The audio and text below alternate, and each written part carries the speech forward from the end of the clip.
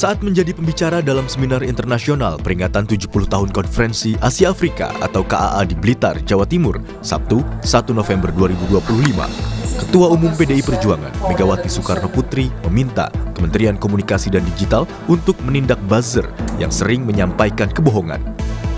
Megawati bilang, buzzer hanya mementingkan uang yang mereka terima tanpa mempertimbangkan kebenaran informasi yang disebarkan. Siapa suruh sebagai alat komunikasi sekarang banyak kebohongannya? Saya udah minta sama Kominfo, betulkan itu. Kurang apa saya? Betul-betul pakai basar itu sopo. Bisanya hanya terima duit aja. Itu betul apa enggak? Betul. Nah, kan cuma takut, cuma Sidi yang bilang betul. Betul. Sindiran Megawati terhadap buzzer bukan yang pertama kalinya. Sebelumnya, pada 11 Agustus 2025, Megawati bilang pernah meminta seseorang menyampaikan kepada Presiden Prabowo untuk menindak buzzer. Selain itu, saat jadi pembicara di Universitas Gadjah Mada 1 Oktober 2025 lalu, Megawati juga pernah mengkritik buzzer dengan keberatan yang sama. Tim Liputan, Kompas TV.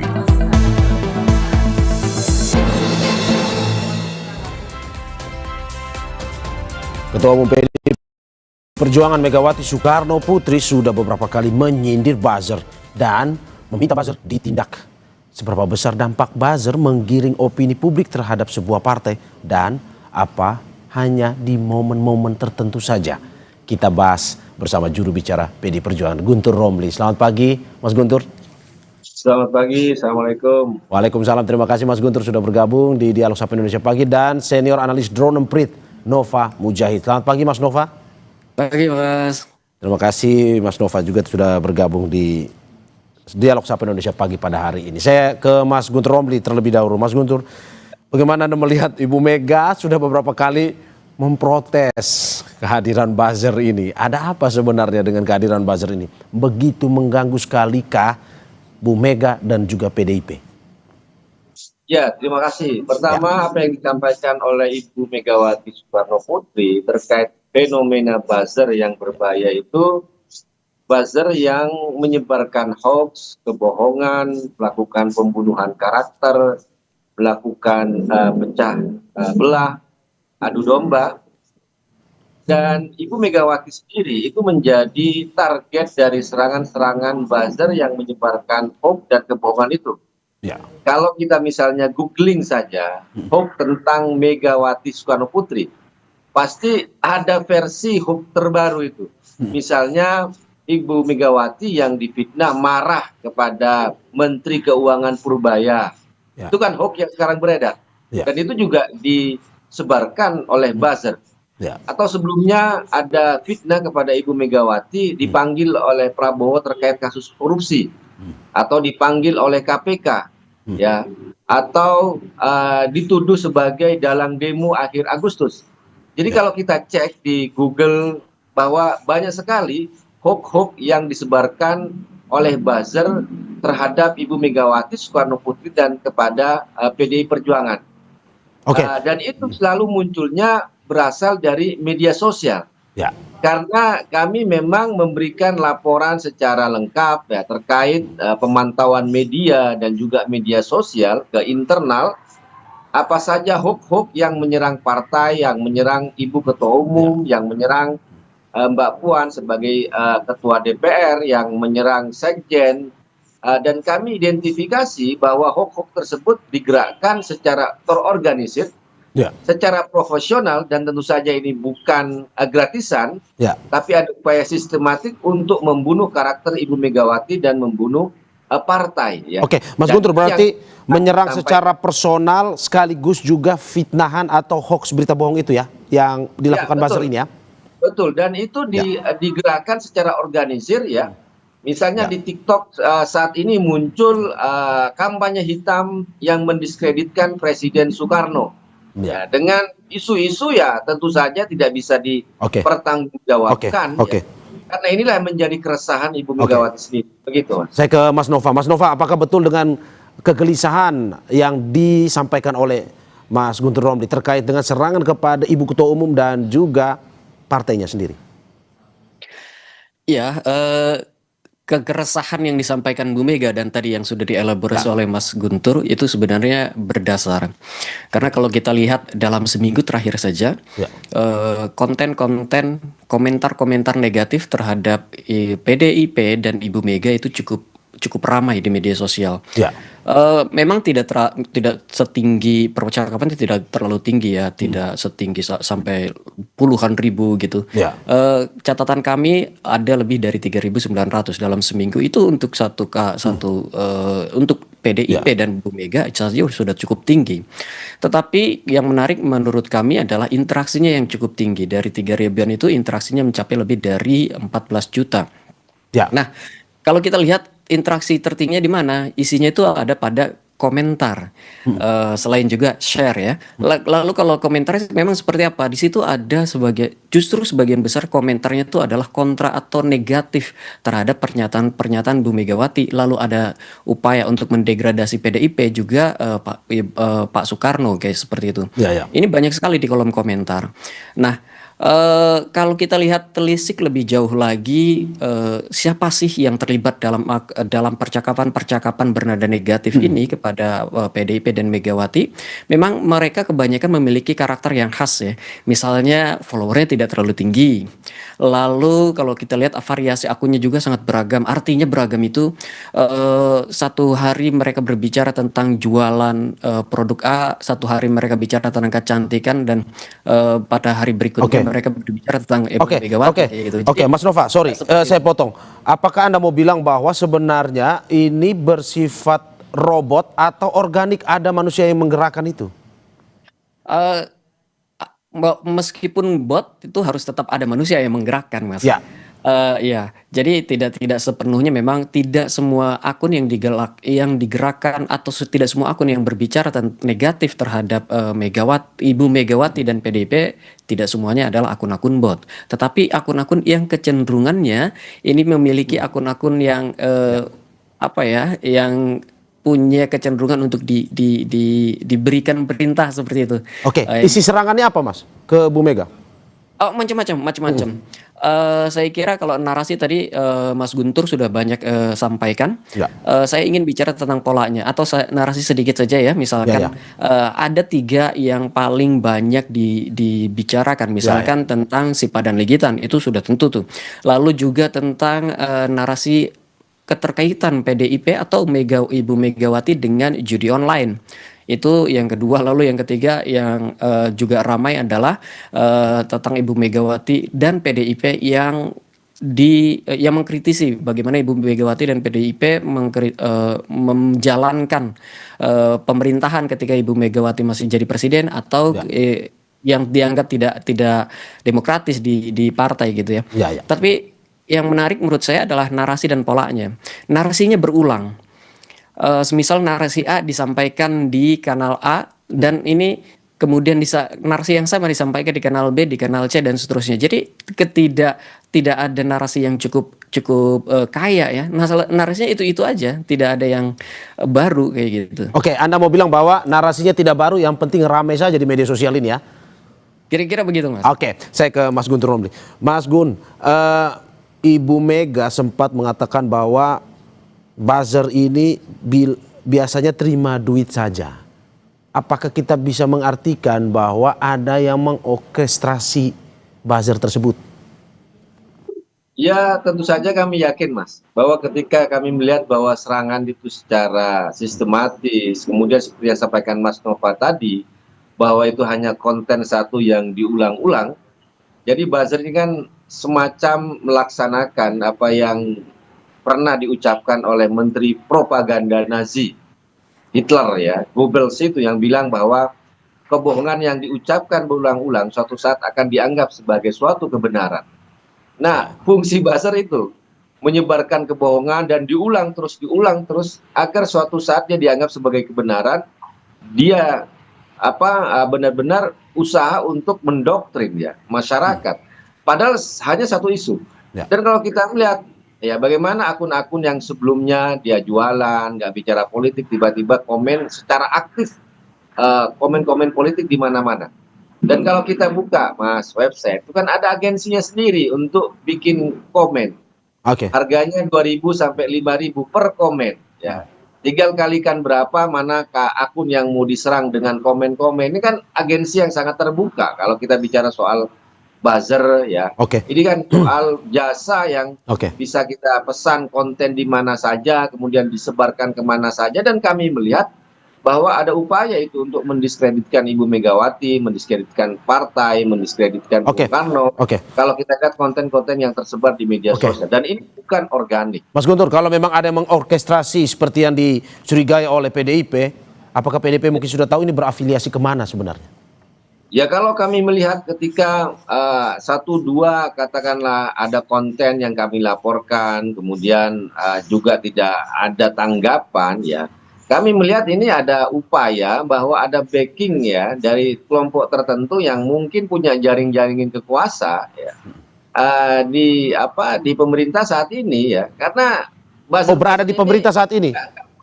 nggak bisa ditindak gitulah. Berada di pemerintah saat ini, kecurigaan Anda?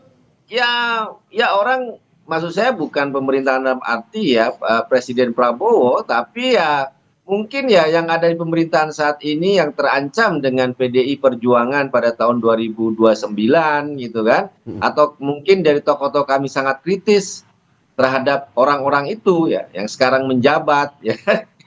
Dan kami lihat ke situ. Karena kami juga melaporkan seperti Budi Ari yang memfitnah PDI Perjuangan terlibat dengan judi online, sampai sekarang nggak ada itu kelanjutannya di Mabes Polri. Ya ini kan udah resmi kami melaporkan Budi Ari, nggak ada kelanjutannya, apalagi kami hanya mau melaporkan buzzer-buzzer, ya. Ya kami semakin apatis ya bahwa ada upaya untuk sengaja membiarkan buzzer-buzzer ini menyebarkan fitnah, menyebarkan kebohongan, dengan memanfaatkan jaringan-jaringan yang ada di pemerintahan, ya. Saya kira Anda tahu lah, tokoh-tokoh PDI Perjuangan mengkritik siapa yang ada di pemerintahan saat ini, yang belum cukup umur, mengakali konstitusi, ya kan? Dan kita lihat ya, kritik-kritik PDI Perjuangan tetap absah sampai saat ini, dan lingkaran-lingkaran orang itu ya, sebelumnya bagian dari PDI Perjuangan kemudian kami pecat, ya. Kita lihat polanya ke sana, memang gitu loh. Berarti PDIP punya data, dalam arti pergerakan itu mengarah ke situ ya? Oh tentu saja Mas, kami bikin laporan secara rutin ya. Ya tentu saja kami juga memanfaatkan juga laporan dari eksternal seperti drone empit ya kalau yang terbuka laporannya. Tapi kami memantau media dan juga media sosial, ya khususnya hoax-hoax itu yang diproduksi polanya itu kemana, kan kelihatan Mas.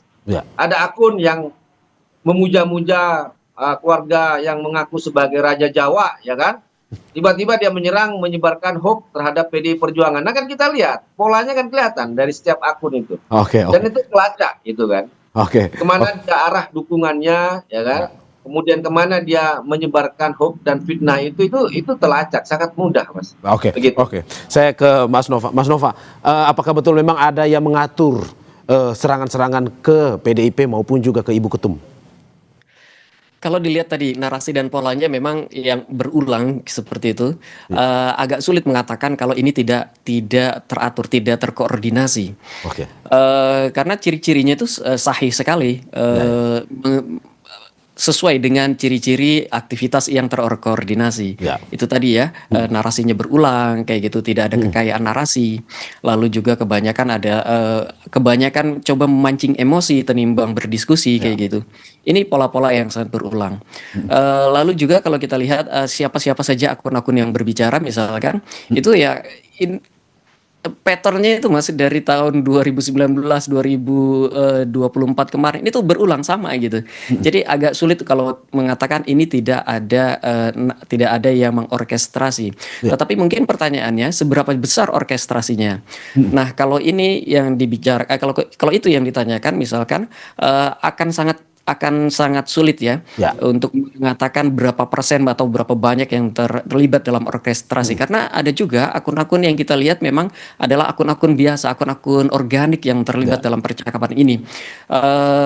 Kemudian pertanyaan berikutnya, apakah akun organik ini yang mendorong apakah akun organik ini terlibat ketika terlibat dalam percakapan itu karena dia mengikuti arus yang sudah terlanjur ada, ataukah dia yang mendesain percakapan itu? Saya kira kebanyakan memang mengikuti arus percakapan yang sudah terlanjur terjadi. Mas Nova, apakah memang ini bagian dari residu pilpres ataupun pilkada atau pertarungan politik kemarin?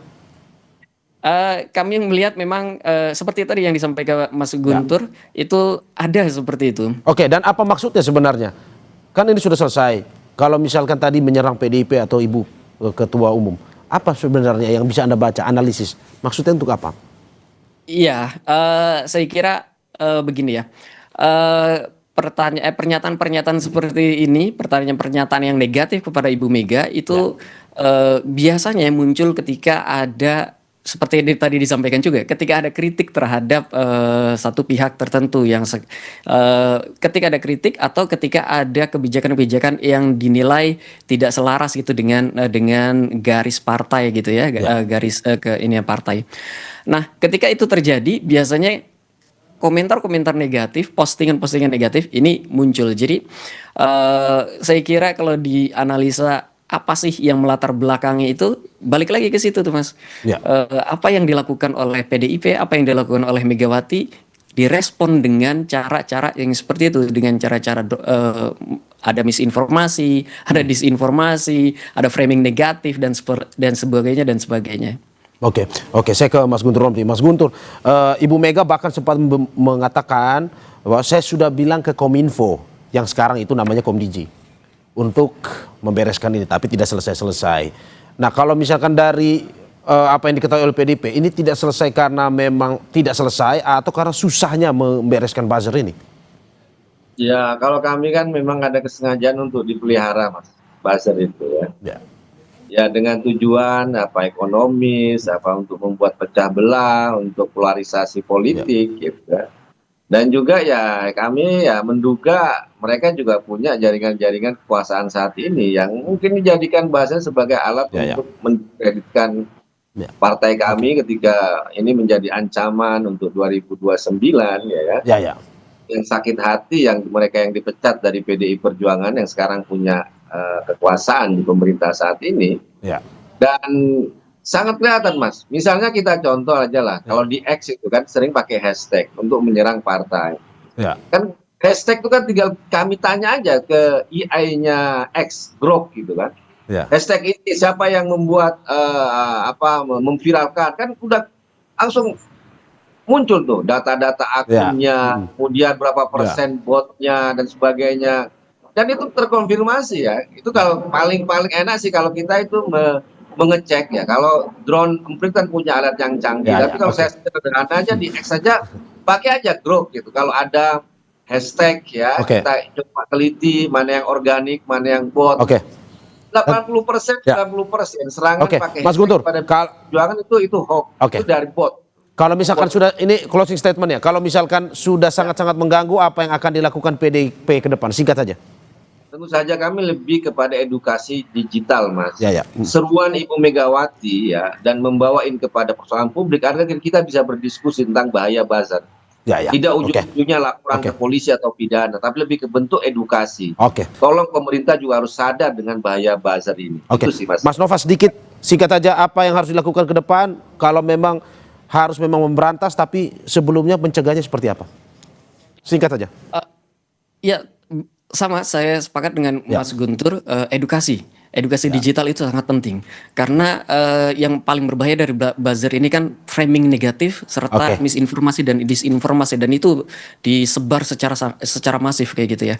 Dan kalau kita lihat yang paling ramai itu hanya di beberapa kanal saja, ada di Facebook sama ada di TikTok kalau sekarang. Dan dari dua kanal itu yang saya kira butuh PR besar untuk terkait dengan edukasi digital. Terima kasih juru bicara PDI Perjuangan Guntur Romli dan juga senior analis drone Emprit Nova Mujahid atas apa yang disampaikan. Semoga ini bisa memberikan juga edukasi pencegahan agar buzzer, fitnah dan juga hoax ini tidak terjadi lagi di masa mendatang. Terima kasih sekali lagi Bapak-bapak. Sehat-sehat selalu. Terima kasih. Assalamualaikum.